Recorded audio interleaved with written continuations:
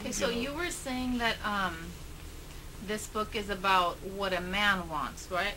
What about what women want? What women want to be loved. They want to be cherished, and they want a king to rule over them. Women want to be loved and cherished with a king to rule over them. Like, that says it all right there. Right? I need a king. I need a king. Okay. We all need a king. A lot of the times in a relationship, you choose to be with somebody to, you know, build, grow, and, you know, progress with. And if, you know, the woman feels like, oh, I'm the one working hard and I'm the one doing everything, and then the man isn't, then yeah, you know, it's not going to work. So I understand what you're saying. The man has to step up and, what did you say, rule the kingdom? No. Yes, he's the king. You gotta, you know, let's start with love. What is love? What really is love? You know, why do people give up a lot of things in life, and why do people go from one country to the next? Why do people go through all this stuff because of love? What is love? The first topic is the love factor. Could you give me a little information on what that's about? The love factor. You've got to love yourself first before you can love someone else, and a lot of people are not prepared to sharpen their axe and work on themselves. Okay, and that's where it all starts. It all starts with you. You can't give love if you don't have it within yourself. If you value yourself, you're going to respect yourself. And just as if you love yourself, you can love others. You respect yourself, it's a lot easier to respect someone else. That's very true.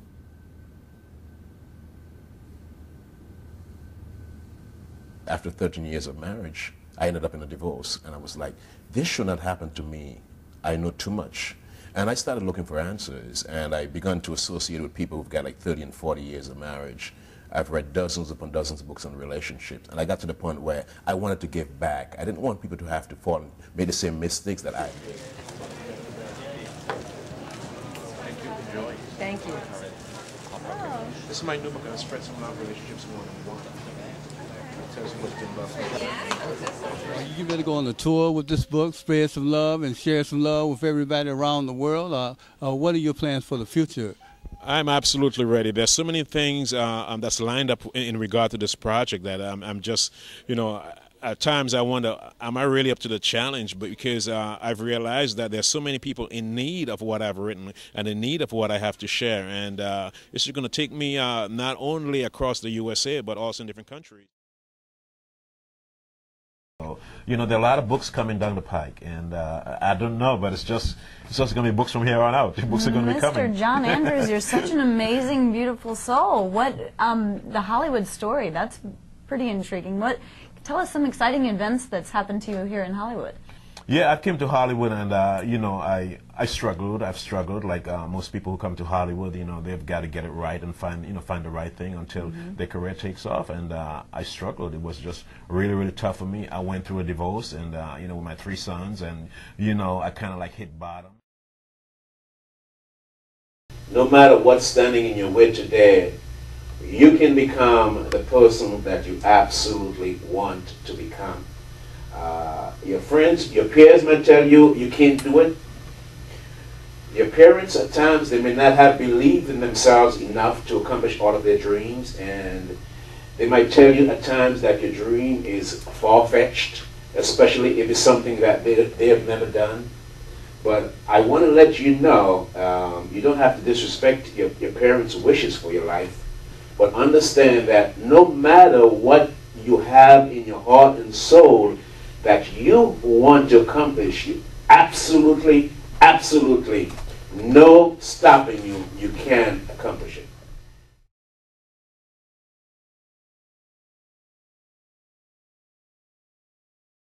Okay, bye.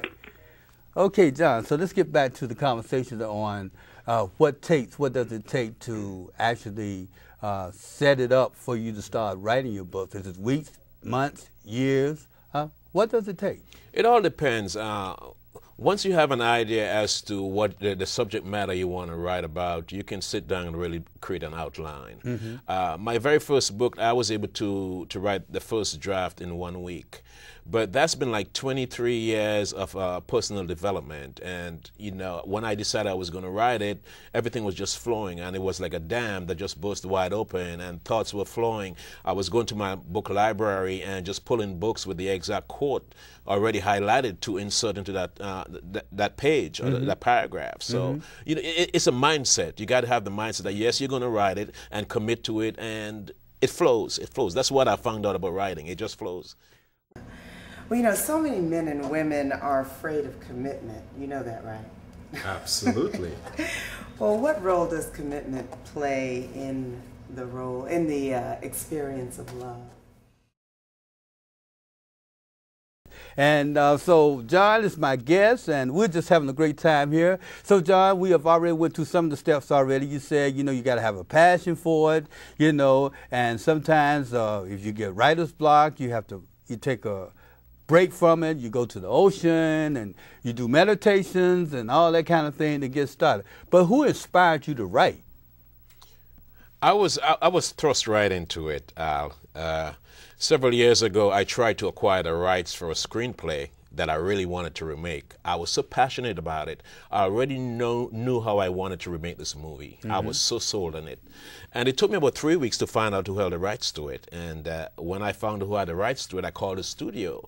And they said that they weren't willing to give up the rights to any third party. And I was like, I was torn because, you know, you got the rights, you're not doing anything with it. Give it to me so I can remake it so, you know, it would be a good project. And it ticked me off. And so I called a friend of mine. I said, you know what, I got a screenplay I want to write. Can you help me? He said, well, you know, he has a manager, but at least what he can do is send me a template. And he sent me a template. And I started. Well, hold on for a minute, because I believe we have another caller on the line. And caller, state your name. Yeah, I got a question. I've got a manuscript, and I took it to Kinko's, and I got it put together, but I need to make it look more professional. And I was wondering, what can I do that, and how much would it cost me to do that?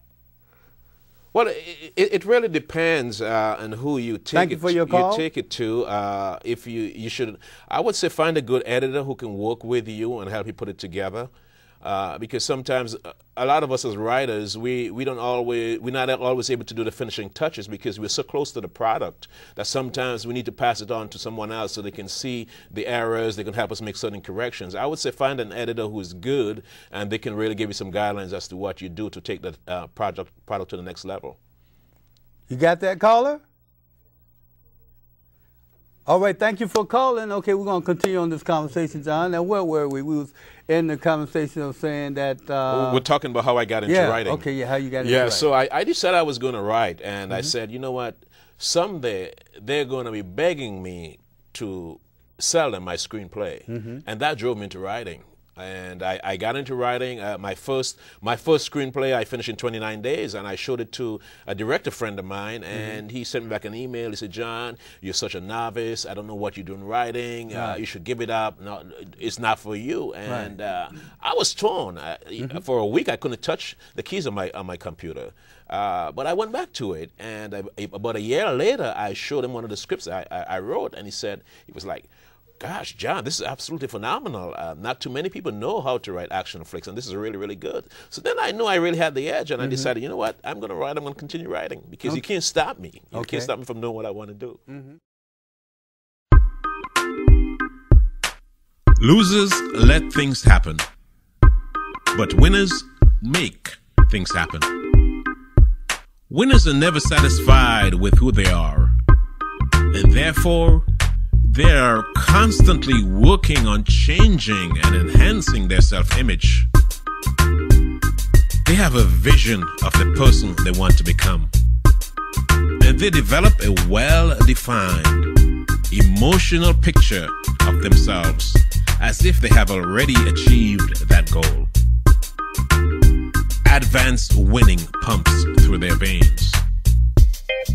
They breathe the championship. They feel drenched from the entire bucket of Gatorade poured over their head. They experience the thrill of Disneyland before playing the Super Bowl. They caress the Oscar. They hear the crowd's approval. They feel the gold medal around their neck.